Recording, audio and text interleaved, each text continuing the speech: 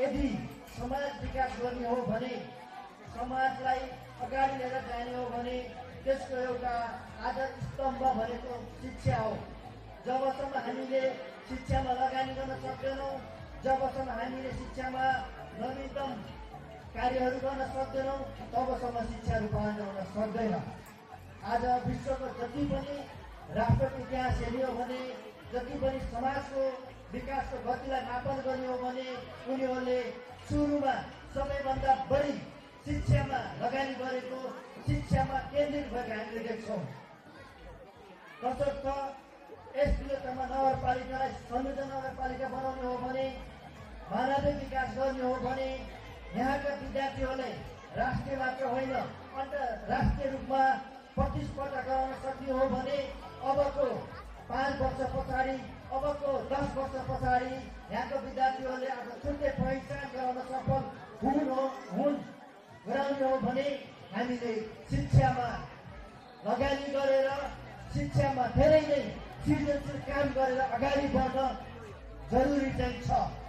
तसर्थ म के भन्न चाहन्छु भने धेरै राष्ट्रहरूले शिक्षामा रूपान्तरण गरेर नै अगाडि बढिरहेको हुनाले हामी यस दुर्गा माध्यमिक विद्यालयलाई शिक्षामा अगाडि लिएर जानका निम्ति हाम्रा अभिभावकज्यूहरूको यस विद्यालयमा 37 वर्षसम्म अध्ययन गरेका साथीहरू कता हुनुहुन्छ, उहाँहरू कुन अवस्थामा हुनुहुन्छ, यदि हामीले उहाँहरूलाई जोड्ने हो भने हामीले यस विद्यालयलाई अझ बढी गुणस्तरीय भौतिक सम्पन्न बनाउन चाहिँ सक्छौँ।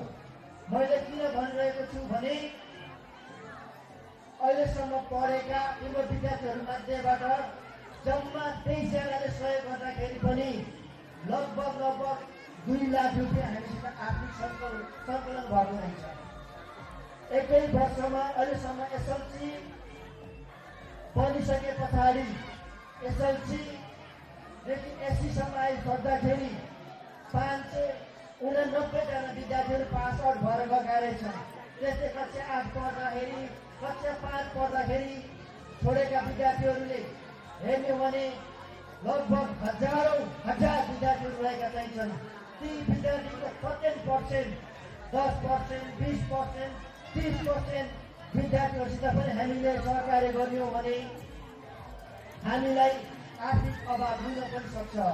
त्यस्तै अक्षय कोषका मैले आदरणीय व्यक्तिहरूलाई हेरेँ सङ्ख्या, उहाँहरू 29 जना हुनुहुनेछ। 29 जनाबाट विभिन्न संस्थाका व्यक्तिगणबाट लगभग 20,50,000 रकमहरू सङ्कलन भएको रहेछ। त्यस्तै हामीले समाजमा आर्थिक सहयोग गर्न चाहेका त्यस्ता व्यक्तिहरूलाई हामीले अक्षय कोषमा पनि जोड्न सक्ने हो भने विमुखका आर्थिक रूपमा कमजोर भएका विद्यार्थीहरूलाई पनि हामीले जोडेर उहाँका निम्ति छात्रवृत्तिहरू हामीले प्रदान गर्न सक्छौँ। तसर्थ हामीले हाम्रो नीतिमा पनि तिलोत्तमाको नीतिमा पनि हामीले के भनेका छौँ भने तिलोत्तमाको शैक्षिक विकासका निम्ति समुदायसित सहकार्य गरेर अगाडि बढ्ने भनेका चाहिँ छौँ। यदि कुनै पनि शैक्षिक संस्थाले, कुनै पनि पालिकाले समुदायसित सहकार्य गर्न सकेन भने हामीले सोचे अनुरूपको शैक्षिक व्यवस्था रूपमा विकास गर्न सक्दैनौँ। त्यसको इक्जाम्पल के हो भने जति पनि अहिलेका सामुदायिक विद्यालयहरू रहेका छन् ती विद्यालय भन्नका निम्ति उनीहरूको इतिहास हेर्ने हो भने समुदायका व्यक्तिहरूले जग्गा दिएर थोरै रकमहरू उठाएर भवन बनाएर विभिन्न महायज्ञ लगाएर विकास गरेको चाहिँ हामी देख्छौँ। तसर्थ अब हामीले स्थानीय र समुदायसँग हातेमालो गर्दै शैक्षिक विकासका निम्ति अगाडि बढ्न जरुरी चाहिँ छ। यदि हामीले त्यसरी अगाडि बढ्न सक्यौँ भने हामीले परिकल्पना गरेको मानवीय विकासलाई हामीले सार्थक रूपमा अगाडि बढाउन सक्छौँ। हामीले बारम्बार मानवीय विकास भनेका चाहिँ छौँ। मानवीय विकास नभएसम्म हामीले भौतिक विकास गरेर मात्र हुँदैन। तसर्थ मानवीय विकासका निम्ति पहिलो अस्त्र भनेको शिक्षा हो। यो शिक्षालाई अगाडि बढाउनका निम्ति जसरी यो दुर्गा माविले विभिन्न सृजनशील अगाडि बढिरहेको चाहिँ छ।